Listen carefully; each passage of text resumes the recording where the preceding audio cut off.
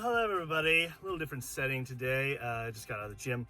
But today we're going to be talking about specifically why you need to really investigate further when you get that initial ADHD diagnosis. Why it's important, especially for your health, not just taking, okay, ADHD, I got that assessment, I'm good. This is very important when it comes to investigating further beyond than just the ADHD assessment of why you need to do that. And we're going to talk about that right after this intro.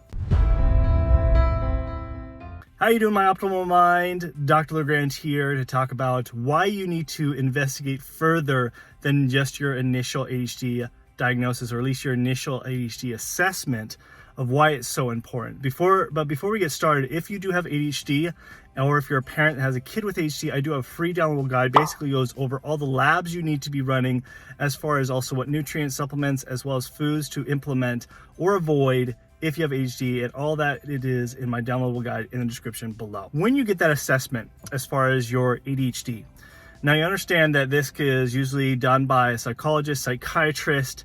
It can be done with your family doctor, and usually there's a combination of assessments. They usually look at what the parents have as far as their viewpoint, especially if it's coming for the child, sometimes the teacher, as well as, the psychiatrist or psychologist. And these are just questionnaires that are going through. Now, I personally really like hard data, specifically labs, to kind of see the imbalances in the biochemistry. Now, there is no initial diagnosis per se using blood work at this point for ADHD. So that's why we usually default to using an assessment. But when you do get that assessment that you have ADHD, I think it is your due diligence to still investigate further doing other testing. And the reason why I say this is because an assessment, the only thing that's going to help is basically, okay, you got ADHD, now let's put you on a medication, but you're going to play this game with the medication. You're going to go back and forth to see which one works and which one doesn't. But you can avoid that by doing some testing to see which medications might be better for you. For example, genetic testing. They've actually gotten really, really good at testing genetics to see which type of medication might be better for you based off your genetics. Now, it is a little bit more investigation on your part, but that can save you a huge hassle of having to go down that battle of playing this game back and forth of which medication is going to work for you, and have to go through all those crazy symptoms when it comes to taking an ADHD medication. The second thing that you really should be also investigating is your neurotransmitter imbalances. Now, this is another investment that you have to check, but you can actually certainly test your neurotransmitter imbalances. And this can help investigate, especially if you're on the fence of whether you want to use medications or try to use supplementation or natural medicine or, other types of foods and means without having to use medications. What this can do is tell you which types of your neurotransmitters are imbalanced, which, for people with ADHD, it's usually dopamine and norepinephrine that are low, but also EPA has been shown further in studies that EPA is a high indicator of ADHD. In fact, I'm hoping that it gets to a point where usually we can measure EPA and use that as the diagnosis for ADHD versus just the assessment. But you can measure all these different other things, such as serotonin, and look at all these other types of neurotransmitters and metabolites as well to see what are out of balance. And when you can actually see that, then you can actually look at, okay, now that we know that, which type of medication is going to be best for our process in our brain, or if you don't want to use medications, then you can actually use things that specific nutrients that actually contribute to helping with those neurotransmitters to increase. So that is something you can measure, and that's why I think you need to use further investigation. The third thing that I would say is you need to investigate further beyond than just the ADHD diagnosis.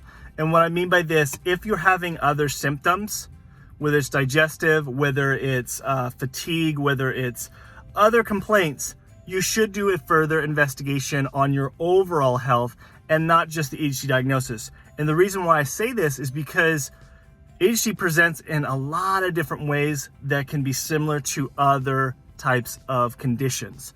And if you miss that, that can really be detrimental to your own health. And so you really need to do your own due diligence, because you can't always expect your doctor's going to do it because they're busy. They get really busy, especially if you have a family doctor that sees 40 patients a day.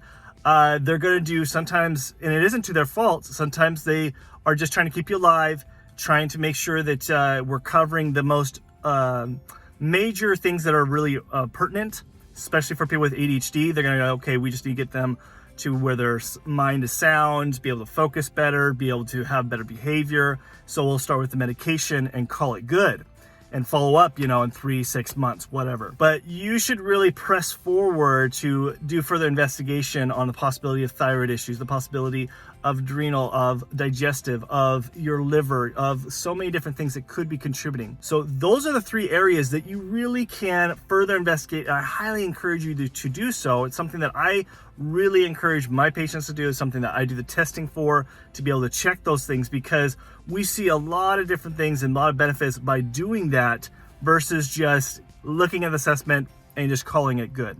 So hopefully you guys take this to heart, to realize this is something you need to do either for yourself if you have ADHD, or if you're a parent and you have a kid with ADHD, this is something, or you're suspecting they have ADHD, these are things that you need to be doing. But if you are looking for further guidance as far as what tests to run, what types of labs, and as far as what nutrient supplements, as well as what foods to implement and avoid, we'll have a downloadable free ADHD guide in the description below that you can download, both for adults and also one for parents who have kids with ADHD. So until next time, this is Dr. LeGrand, and remember, you have an optimal mind. Thanks. Bye.